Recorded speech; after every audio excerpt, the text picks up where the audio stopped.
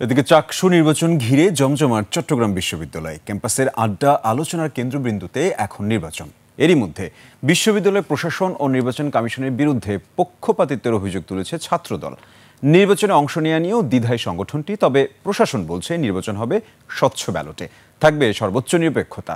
চট্টগ্রাম থেকে রিপোর্ট করেছেন হাসান ফেরদৌস, ক্যামেরায় ছিলেন বিপ্লব মজুমদার। চাকসু নির্বাচনের মনোনয়নপত্র বিতরণের দ্বিতীয় দিন সোমবার সকাল থেকে বিভিন্ন পদে মনোনয়নপত্র সংগ্রহ করেন শিক্ষার্থীরা। চাকসু ভবনে সকাল ৯টা থেকে শুরু হয় মনোনয়নপত্র বিতরণের কার্যক্রম। প্রায় ৩৬ বছর পর হচ্ছে চাকসু নির্বাচন নিয়ে শিক্ষার্থীদের আগ্রহের কমতি নেই। কোনোদিন ভোট দেয় নাই, বাট ইলেকশন করতেছে, এটা মজার।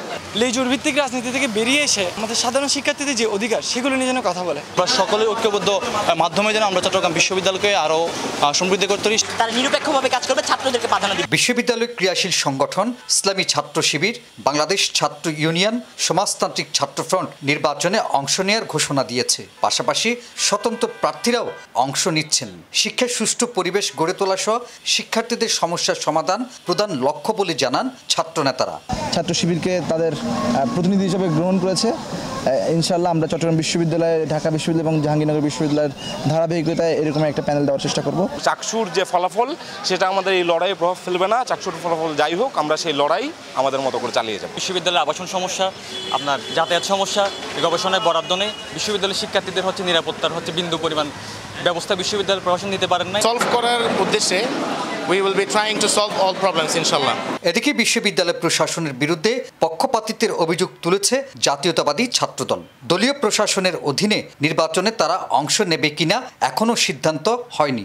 ডাকসু এবং জাকসু নির্বাচনে আমাদের দল অংশগ্রহণ করছে, কিন্তু অংশগ্রহণ করার পর যে প্রশাসনের যে পক্ষপাতিত্বমূলক আচরণ, এই আচরণটা আমরা লক্ষ্য করছি। এই চাটাবাই আমাদের আশঙ্কার জায়গা ওই জায়গায়। ডাকসু জাকসু নির্বাচনের অভিজ্ঞতাকে কাজে লাগিয়ে চাকসুতে স্বচ্ছ ব্যালট বাক্স ব্যবহার করা হবে। সারা দিনব্যাপী কেন্দ্রের ভিতরে যে সমস্ত কার্যক্রমগুলো চলবে, ভোট গ্রহণ, শিক্ষার্থীরা ভিতরে যাবে, ভোট দিবে, ভোট দিয়ে বেরোবে, ব্যালট পেপার দেবে, ব্যালট পেপার নেবে, এই টোটাল বিষয়টা আমরা ডিসপ্লে করতে চাই। আগামী 12ই অক্টোবর হবে ভোট। ভোটার প্রায় ২৭,০০০। হাসান ফেরদৌস, ২১শে টেলিভিশন, চট্টগ্রাম।